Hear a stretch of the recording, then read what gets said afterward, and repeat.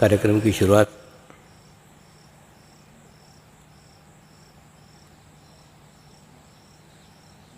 एक ऋषि के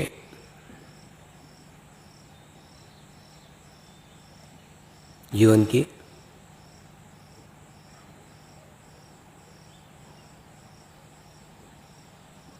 एक छोटी सी घटना से करने जा रहे हैं।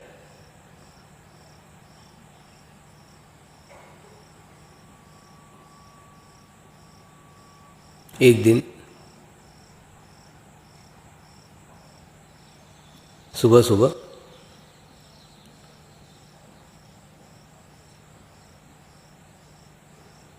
एक ऋषि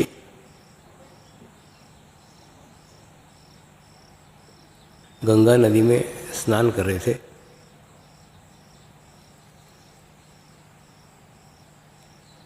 और नदी के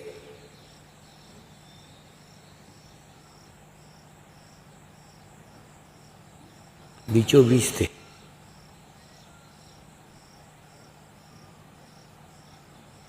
तभी उन्होंने देखा एक लकड़ी के टुकड़े के ऊपर एक बिच्छू गलती से नदी में आ गया था।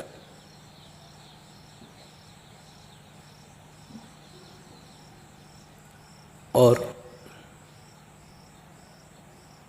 उसके हाथ से वो लकड़ी का टुकड़ा भी फिसल गया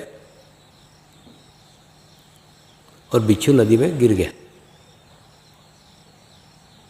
और बिच्छू अपने प्राण बचाने का प्रयास कर रहा था, प्रयत्न कर रहा था। ये ऋषि ने देखा तो उन्होंने अपने दोनों हाथों से उस बिच्छू को हाथ में लिया और किनारे की ओर ले आने लग गए। थोड़ी दूरी लेके गए थे तो उस बिच्छू ने उनको डंक मारा। खूब पीड़ा हुई, खूब वेदना हुई। और जैसे ही डंक मारा उनके हाथ से वो बिच्छू छूट गया। फिर थोड़ी देर बाद फिर उन्होंने उस बिच्छू को पकड़ा, फिर हाथ में लिया। फिर थोड़े और आगे किनारे की ओर चले। फिर बिच्छू ने डंक मारा। फिर उन्होंने बिच्छू को पानी में छोड़ दिया। फिर तीसरा प्रयत्न किया। फिर बिच्छू को पकड़ा, फिर नदी के किनारे की ओर लेने गए। फिर बिच्छू ने डंक मारा और फिर बिच्छू उनके हाथ से छूट गया। ऐसे करते करते वो नदी के किनारे उस बिच्छू को लेके आए। तो नदी के किनारे खड़ा एक किसान ये सब तमाशा देख रहा था। तो उसने ऋषि से पूछा, ये बिच्छू बार बार आपको डंक मार रहा है, आपको हानि पहुंचा रहा है, आपको नुकसान पहुंचा रहा है, तो आप उसका जीवन बचाने का प्रयास क्यों कर रहे हो, प्रयत्न क्यों कर रहे हो? तो ऋषि ने उसका कोई जवाब नहीं दिया। उस बिच्छू को किनारे पे लाके छोड़ दिया।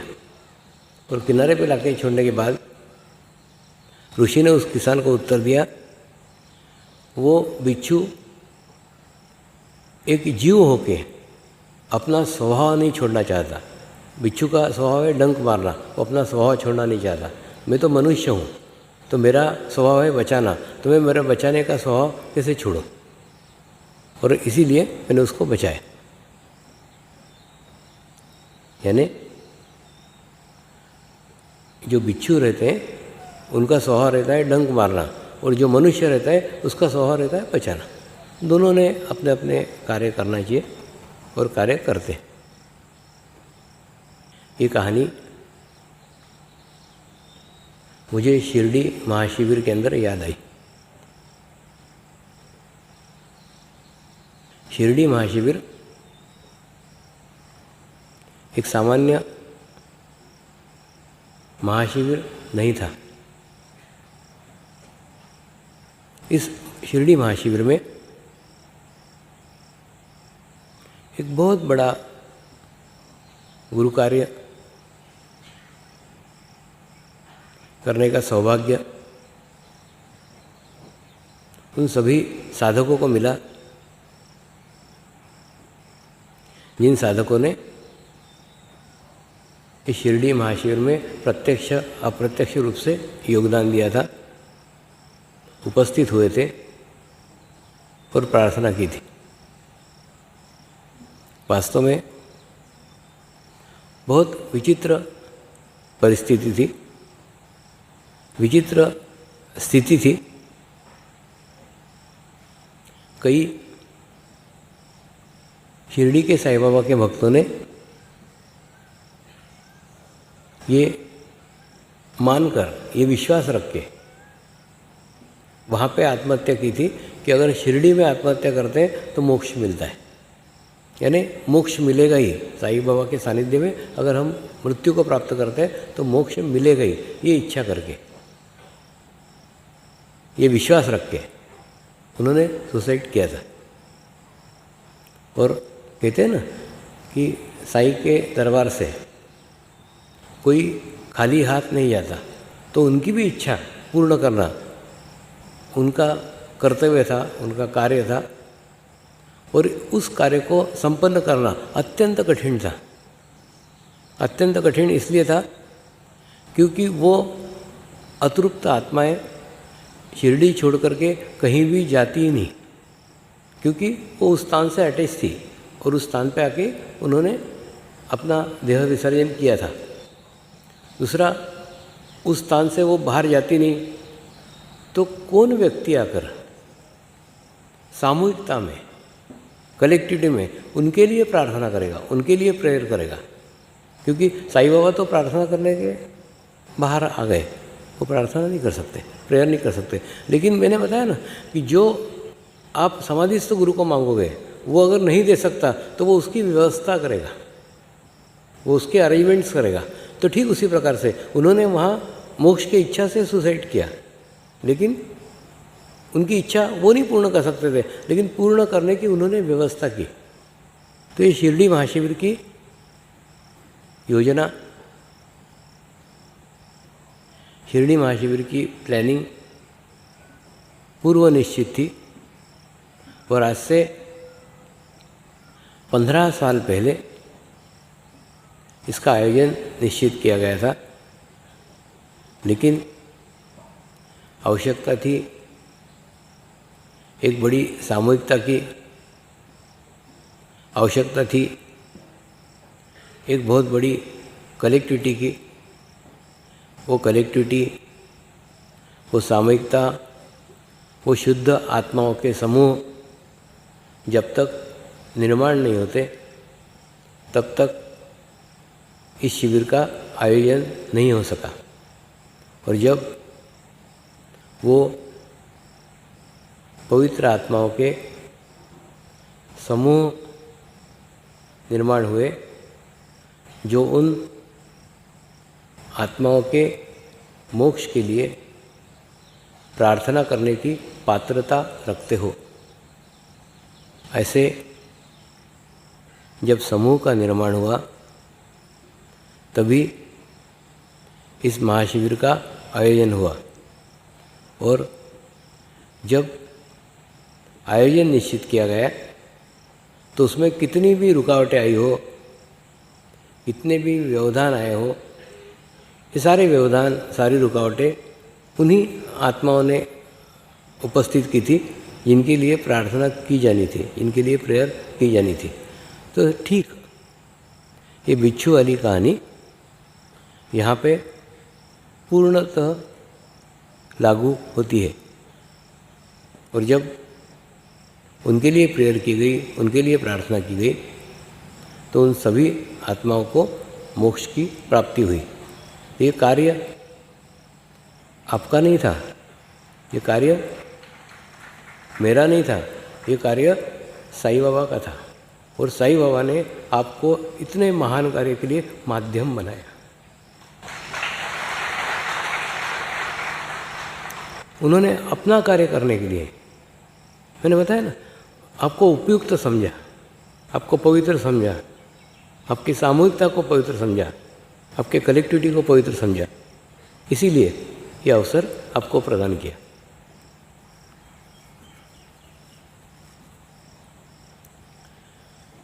जिस प्रकार से कोई आम पक जाने के बाद में कभी झाड़ पे नहीं रहता। जिन लोगों ने आम के वृक्ष देखे होंगे तो आपने देखा होगा, जब आम पूर्ण पक जाता है, पक जाने के बाद में वो झाड़ को छोड़ देता है, क्योंकि झाड़ पे उसकी उपयोगिता नहीं रहती। अगर झाड़ पे रहेगा तो पड़े पड़े आम वहाँ सड़ जाएगा। ठीक इसी प्रकार से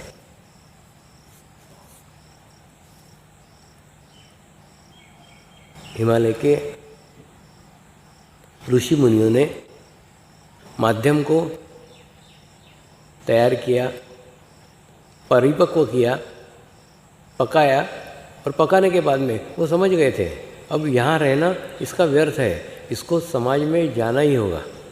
इसीलिए वो पक जाने के बाद में वहाँ से जाने की इच्छा हो गई, और समाज में आने के करीब 1 साल पहले से वहाँ से चले जाओ, वहाँ से चले जाओ, वहाँ से चले जाओ, ऐसे मैसेजेस, ऐसे संदेश मुझे आ रहे थे। और इसीलिए वो रामकृष्ण मिशन के स्वामी जी मुझे मिलने के लिए आए, तो बोले आपको कहाँ जाना है? मैंने कहा पता नहीं। आपको किसने बुलाया? मैंने कहा पता नहीं। फिर आप क्यों जा रहे हो? मैंने कहा पता नहीं। तो वो खूब उन्होंने समझाने का कोशिश किया कि एक अज्ञात दिशा में अपने परिवार को छोड़ के, फैमिली को छोड़ के, यहाँ सब अच्छा व्यवस्थित है ये छोड़ करके फिर क्यों जा रहे हो?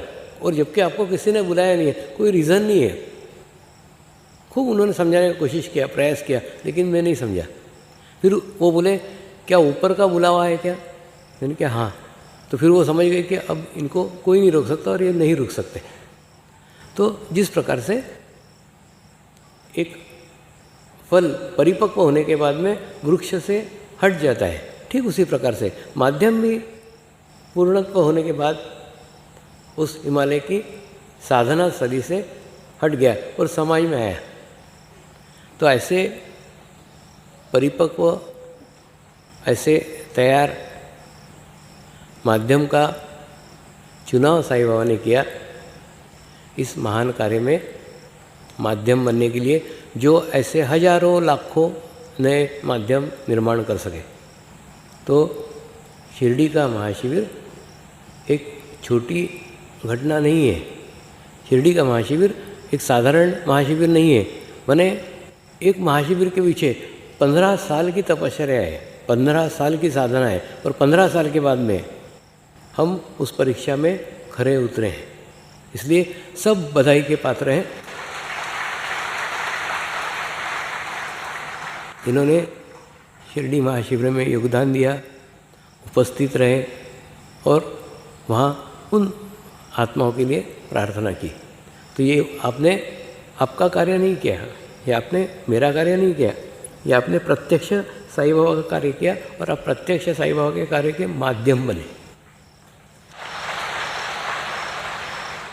दूसरा,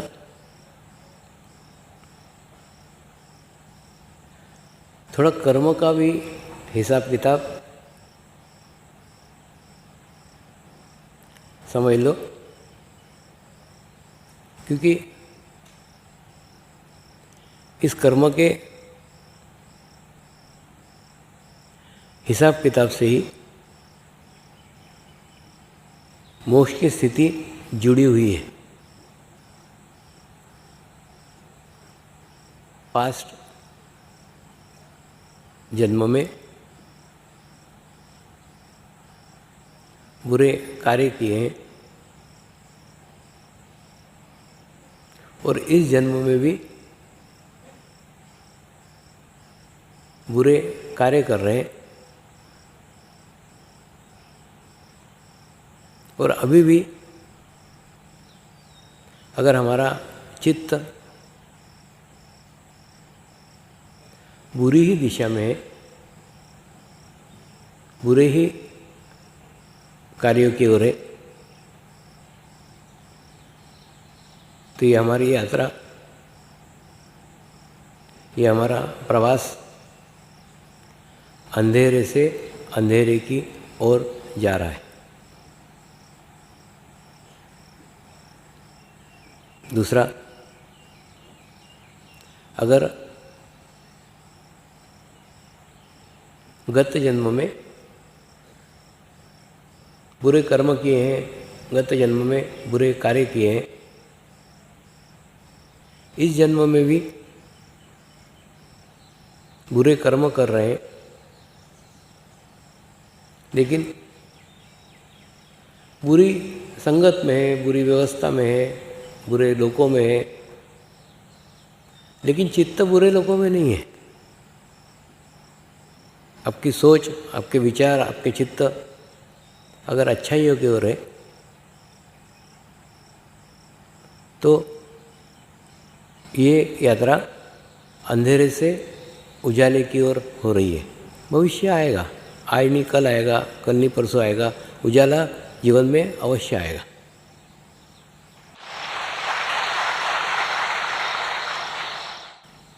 देखिए, पूर्ण जीवन, बोलते ना जीवन क्षण भंगुर है, ये जीवन बहुत छोटा सा है। जीवन के अंदर हम किस दिशा की ओर चल रहे हैं, ये देह का समापन करते समय हमारी दिशा कौन सी है, उसके ऊपर भी बहुत कुछ निर्भर रहता है। कई बार कई लोग जीवन भर बुरे कार्य करते हैं, बुरी संगत में रहते हैं, बुरी सोबत में रहते हैं, लेकिन जीवन के अंत में अच्छा सानिध्य प्राप्त कर लेते हैं, अच्छे गुरु सानिध्य को प्राप्त करते हैं, अच्छी सामूहिकता को प्राप्त करते हैं। तो जीवन भर खराब कार्य किए, बुरे कार्य किए, लेकिन जीवन के अंतिम दिनों में अच्छी दिशा की ओर मुँह करके उनकी मृत्यु हुई है, तो क्या होगा? ये होगा कि नेक्स्ट बर्थ में, नेक्स्ट जन्म में वो अच्छी दिशा में ही जन्म लेंगे। आपका ना मुंह किस तरफ है, इसके ऊपर पूरे विश्व का फर्क पड़ता है। देखिए, जैसे अगर आपका मुंह इस तरफ है तो पास पास है, अगर आपका मुंह इस तरफ है तो आप एकदम पूरे बहुत दूरी पे चले गए। उसी प्रकार से अगर आपका अच्छी दिशा में मुंह है, अच्छे की तरफ मुंह है, तो आप निश्चित नेक्स्ट बर्थ में अच्छी दिशा में जाएंगे। तो ये यात्रा जो है, ये अंधेरे से उजाले की ओर की यात्रा कह सकते हैं। तीसरा है, पूर्व जन्म में अच्छे कर्म किए, इस जन्म में भी अच्छी संगत मिली, अच्छी सोहबत मिली, और अभी भी भविष्य में भी अच्छा कार्य करने की इच्छा है। सदैव इच्छा ना अच्छा कार्य करने की रखो, सदैव अच्छा कार्य करने की इच्छा रखो, उससे हमसे अच्छे कार्य होते चले जाते। हम जिस दिशा की तरफ इच्छा रखते हैं, बराबर हमको वैसी शक्तियाँ मदद करती है, हेल्प करती है। तो ये यात्रा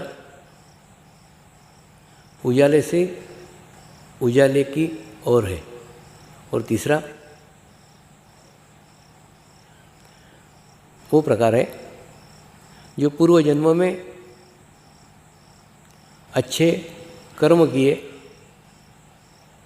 इस जन्म में मोक्ष का ज्ञान प्राप्त किया, और इस जन्म में ही मोक्ष की प्राप्ति भी प्राप्त की।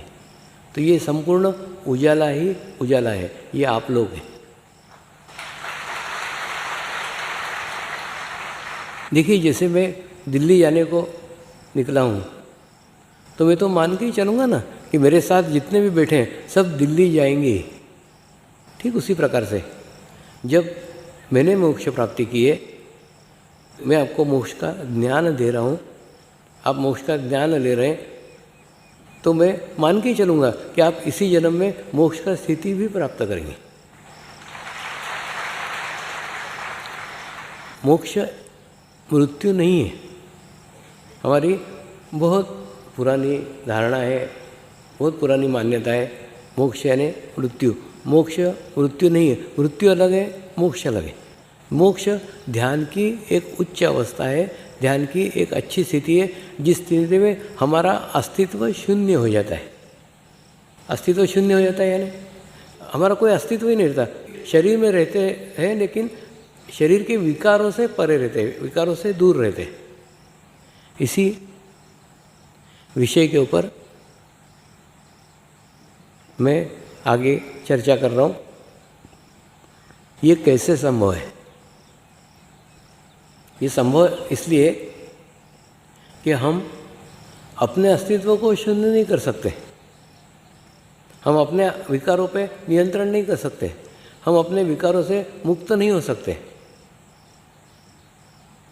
जिस प्रकार से एक छोटी सी नदी समुद्र बनना चाहे तो एक छोटी सी नदी समुद्र नहीं बन सकती, लेकिन छोटी सी नदी समुद्र में समाहित हो सकती है। अगर वो समुद्र में चली गई तो कल से उसको कोई नदी थोड़ी बोलेगा, उसको समुद्र बोलेगा, क्योंकि उसका नामकरण समुद्र हुआ है, नदी नहीं। ठीक उसी प्रकार से मोक्ष की स्थिति, मोक्ष का ज्ञान जीवन में पाना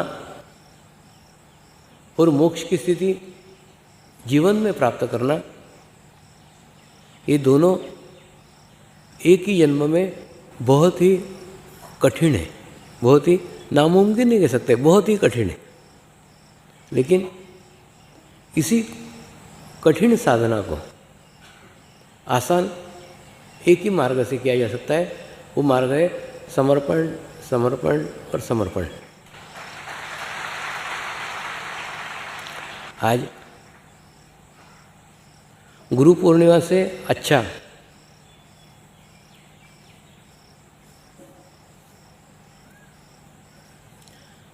कोई पवित्र दिन नहीं हो सकता जब हम हमारी आत्म परीक्षण करें। आज आत्म परीक्षण का दिन है। अब आपका आत्म परीक्षण करो कि मेरा समर्पण कितने प्रतिशत है, कितने परसेंट है, और जितना परसेंट है उतना ही परसेंट आप अपना मान करके चलो। उससे अधिक दिखाने का, उससे अधिक बताने का, उसके अधिक प्रस्तुतिकरण का प्रयत्न मत करो। अगर ऐसा कुछ भी करेंगे तो कोई परीक्षा रहती कि नहीं, उस परीक्षा में अगर आप गलत उत्तर देते हैं तो माइनस मार्किंग होता है। ठीक उसी प्रकार से ये समर्पण का भी है। आपका अगर 10% समर्पण है तो आप आपका समर्पण 10% दिखाओ। आपका अगर समर्पण 20% है तो आप आपका समर्पण 20% दिखाओ। अगर आपका समर्पण 20% है और आपने 50% दिखाया तो 30% माइनस मार्किंग होगी, तो आप फिर और पीछे चले जाएंगे। इसलिए जो नहीं है उसको बताने का प्रयास मत करो, क्योंकि वो बताने का प्रयास करोगे तो माइनस मार्किंग में चले जाओगे, नुकसान में चले जाओगे। तो तुम्हारा समर्पण जितना है तुम उतना ही समर्पण दिखाओ। और ये समर्पण का भाव वृद्धिगत करते करते आपको उस शून्य की स्थिति तक प्राप्त करने का है। समर्पण का अर्थ आप जो लगाते हो वो केवल भौतिक स्तर के ऊपर है, यानी समर्पण यानी अपना सब कुछ दे देना। अरे सब कुछ दे देना मतलब जिसको तुम देख सकते हो, जिसको तुम दिखा सकते हो, जिसको तुम बता सकते हो, तुम्हारा आशय केवल उन्हीं चीज़ों तक का है। और समर्पण का अर्थ इससे कई गुना बड़ा है, विशाल है। और वो विशाल ये समर्पण का अर्थ है कि उसमें समाहित हो जाना। मैंने बताया ना, एक छोटी सी नदी समुद्र में समाहित हो गई तो उसको समर्पित हो गई। और समर्पण होने के बाद में फिर आपका अस्तित्व शून्य हो जाएगा, आप मेरी प्रतिकृति बनेंगे। क्योंकि जब आपका कोई अस्तित्व ही नहीं है तो जो मैं हूँ वो आप है। तो आप देखो ना कि जब माध्यम के मन में किसी के प्रति द्वेष नहीं है तो मेरे मन में क्यों है, माने मैं पूर्ण समर्पित नहीं हूँ। फिर अपना ही तुलना करो, माध्यम के मन में किसी के प्रति गुस्सा नहीं है, फिर मेरे मन में क्यों है। अब आपका ही एनालिसिस करो। फिर दूसरा देखो, माध्यम के मन में किसी के प्रति लोभ नहीं है, फिर मेरे मन में क्यों है, इसका मतलब मैं समर्पित नहीं हूँ। या माध्यम के मन में किसी के प्रति लालच नहीं है, तो मेरे मन में लालच क्यों है। प्रत्येक जगह जगह पे देखो, माध्यम के मन में किसी के प्रति ईर्ष्या नहीं है, तो मैं माध्यम जैसा क्यों नहीं हूँ, मैं ईर्ष्या मेरे मन में क्यों है। दूसरा, माध्यम मांसाहार नहीं करता, मैं मांसाहार मेरा क्यों नहीं छूट पा रहा है, मैं उससे अलग क्यों हूँ, ये मांसाहार के कारण मैं उससे क्यों अलग हूँ। माध्यम कोई व्यसन नहीं करता, कोई शराब नहीं पीता, कोई सिगरेट नहीं पीता, बीड़ी नहीं पीता, मैं क्यों पी रहा हूँ, मैं बीड़ी क्यों पी रहा हूँ, मैं सिगरेट क्यों पी रहा हूँ, मैं शराब क्यों पी रहा हूँ। इसका मतलब मैं जिंदा हूँ, मैं शराब पी रहा हूँ, मैं बीड़ी पी रहा हूँ, मैं सिगरेट पी रहा हूँ, मैं तंबाकू खा रहा हूँ। है कई साधक हैं, कई सालों से जुड़े हुए हैं, लेकिन ये व्यसन उनके छूट नहीं रहे। इन व्यसनों के कारण उन्होंने अपना अस्तित्व मेरे से अलग रखा हुआ है। क्योंकि तंबाकू तुम खाओगे, तंबाकू मैं नहीं खाता, इसका मतलब तुमने तुम्हारा मैं अलग रखा है, तुम्हारा अस्तित्व अलग रखा है। तुम शराब पीते हो तो माध्यम नहीं पीता, इसका मतलब तो शराब के कारण तुमने तुम्हारा अस्तित्व अलग रखा है। सिगरेट पीते हो तो माध्यम सिगरेट नहीं पीता, तुम सिगरेट पीते हो, इसका मतलब तुमने तुम्हारा अस्तित्व अलग रखा है। एक सिंपल बात बताऊं क्या, आप मेरी प्रतिकृति बनो, जो मैं नहीं करता वो आपके हाथ से होना ही नहीं चाहिए। अगर आपके हाथ से हो रहा है तो कहीं तो भी आपने आपका अस्तित्व अलग रखा हुआ है।